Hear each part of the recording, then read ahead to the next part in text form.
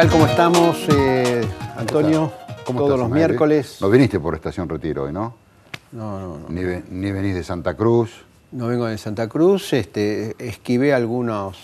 No viniste del sur tampoco como yo. No, vine del sur, pero tuve que esquivar ahí en las esquinas, Esquivar. había bastante basura. Bueno, forma parte de la realidad. De todas maneras, tenemos una situación económica... Tampoco tenés que hacer trámite en la provincia de Buenos Aires hoy. No, trámite Bueno, no. menos Todos mal. esos trámites vienen muy demorados. Inclusive te digo que hay mucha gente que tiene inclusive escrituras que ha debido postergarlas porque por distintos paros y problemas en la provincia de Buenos Aires está totalmente atrasado todo eso. Bueno, lamentablemente el dólar se ha instalado en la agenda, diaria. ¿Por qué lamentablemente? Y porque evidentemente que tengamos una brecha cambiaria de más del 40% no es bueno para la economía argentina. Al mismo tiempo, eso está alimentado por una fuerte emisión del Banco Central, que está emitiendo pesos en una economía que no está creciendo, Aclaremos. o se está desacelerando, Claro. y por lo tanto hay más pesos para menor movimiento económico, lo cual lógicamente también alimenta, unido a las restricciones cambiarias, y bueno. Digámosle a la gente, por si la gente Sí. todavía no lo tiene presente, pero ya a esta altura los que tienen unos años en la Argentina lo tienen presente, digo que esto de tener la potestad de emitir, de dar la maquinita y emitir, es un boomerang que vuelve rápidamente y peor de cómo se fue, ¿no? Claro. Yo creo que esa es la gran diferencia que hay hoy entre las cuentas públicas nacionales y las provinciales. Las nacionales tienen déficit, las provinciales tienen déficit. Lo que pasa es que las provincias no tienen al Banco Central detrás. Bueno, y a la cabeza del gran déficit está el gobierno nacional. Por eso digo, las cuentas nacionales... Si vamos a analizar administraciones, si vamos a analizar administraciones por déficit, el peor administrador es el gobierno nacional. Claro, por eso digo, los dos tienen déficit. Lo que pasa es que el Banco Central auxilia al Tesoro Nacional, cosa que no lo hace con con las provincias que no tienen a un Banco Central detrás, o tienen que tomar deuda o tienen que tomar medidas de ajuste. El gobierno tiene un poco más de cintura, pero el costo de esa... Bueno, la semana pasada el directorio del Banco Central autorizó 6.000 millones de pesos en llamados adelantos transitorios que se lo otorgó al gobierno nacional. Entonces, este es otro elemento que me parece importante en una economía que está con una fuerte desaceleración en la actividad económica. Algunos economistas dicen que ya estamos en un proceso recesivo, otros no, pero digamos hay coincidencia entre todos de que la actividad económica está con menor ritmo y que evidentemente en función de las medidas que se pueden llegar a adoptar, eso va a redundar o no en un cambio de tendencia que gran parte también va a depender de lo que pase fuera del país, porque hoy la economía argentina depende mucho de lo que pasa en Brasil, de lo que pasa en Europa. La situación en Europa es comprometida. En Brasil también hay un proceso de menor crecimiento económico. Algunos dicen que en el segundo semestre podría mejorar y eso ayudar a la Argentina, otros dicen que no, pero digamos esos son los pronósticos. El que tiene pronóstico libre es el valor del dólar, porque aparentemente hay argentinos que están dispuestos a pagar 6.30, 6.40, 6.60. Hace un tiempo, como siempre decimos, en un país donde usted no puede bajar en la estación Retiro, cosa que sería normal, donde la gendarmería tiene que desplazarse a una provincia, donde hay gente que no cobra el aguinaldo y no tiene claro, porque la gente no se chupa el dedo, ya la gente a esta altura no tiene claro si es por Scioli o por Cristina que no cobra el aguinaldo. Digo, algunos, los que militan, creerán una cosa, o dirán una cosa, por los dos. o por los dos. Digo, cuando De la Sota dice las cosas que dice y todo, la gente, ¿sabes qué? Cuando acá decíamos que éramos exagerados porque nosotros le decíamos cuando estaba el Blue a 5.20, si usted puede ahorrar $100 a 5.20, cómprelo, y se ganó un pesito en poco tiempo. Digo, estamos hablando del tipo que para defenderse, ojo, estamos hablando del tipo que para defenderse en la Argentina compra o podía comprar $100 por mes, $150 por mes. ¿Por qué? Porque como bien te escuchaba hoy a la mañana en radio, la señora que el año pasado pagó la entrada de, no sé, de Piñón Fijo o de Casi Ángeles para llevar a sus chicos, hoy, exactamente un año después, el mismo espectáculo, el mismo teatro, le está pagando un 40% más. Digo, bueno, tampoco el dólar te cubrió, pero por lo menos es una reserva de valor. La gente no tiene la culpa. Y es como una condición del ser humano. Cuanto más te prohíben algo, más lo querés. Bueno, este tema lo vamos a abordar, sí. Perdóname, y sí, vamos hoy a abordar este tema, y uno de nuestros invitados, que ya está en el estudio, es Fernando Navarro, un hombre del movimiento Evita. Tenemos algunas cosas interesantes para hablar con él, porque a ver si el cristinismo ya no es el kirchnerismo, a ver si es correcta, cómo hay que interpretar esto que dicen mucha gente que está cerca de Mariotto y cerca de Cristina y lejos de Scioli, de que parece cómico, de que el problema de Scioli es que Scioli es peronista.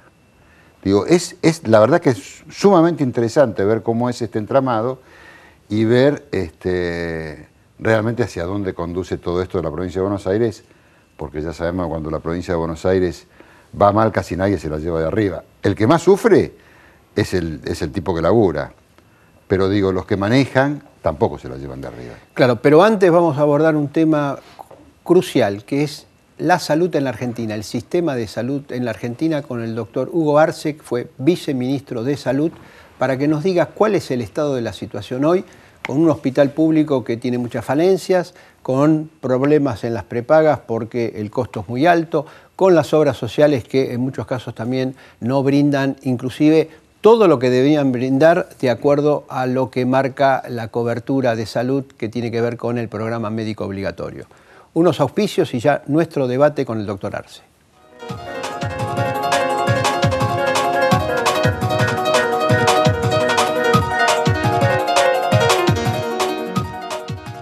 Había una vez un municipio que soñó. Y juntos lo hicimos realidad. Más Malvinas, más Argentina. Malvinas Argentinas, el municipio. El gobierno municipal de La Matanza se ha propuesto desde su inicio gestionar para el conjunto de nuestra sociedad, dando respuesta en forma planificada a las múltiples necesidades del distrito y de nuestros 2 millones de habitantes. Matanza avanza.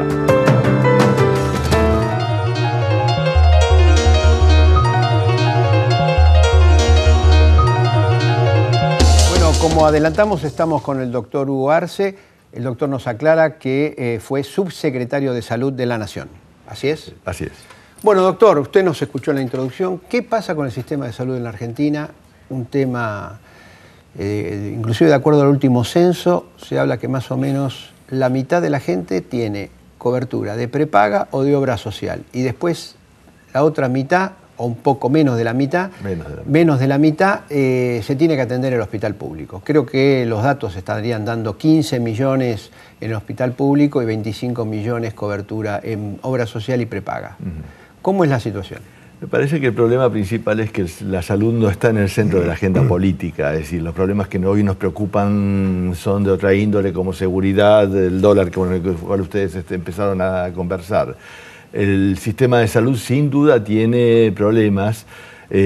Aproximadamente entre 35 y el 40% de la población es usuaria de los hospitales públicos y los hospitales públicos tienen problemas de administración, no tienen autonomía para tomar decisiones y en consecuencia frecuentemente aparecen en los medios determinadas carencias que es de personal o conflictos del personal con las autoridades o ausencia de insumos básicos. Y en realidad nuestros hospitales tienen una modalidad de administración que hoy es extemporánea. Extemporánea. Extemporánea porque los hospitales públicos en todo el mundo tienden a tener autonomía en sus decisiones, a ser capaces de administrar sus propios presupuestos. ¿Y de dónde saldría ese presupuesto? Del Estado. Del Estado, bueno. Pero hoy pero descentralizado, digamos. Los hospitales, claro, están descentralizados. Hoy los hospitales, el director del hospital no tiene capacidad para ejecutar su presupuesto. Ni siquiera el ministro de Salud tiene capacidad para ejecutar su presupuesto. ¿Y quién lo ejecuta? Quien lo ejecuta es el ministro de Economía.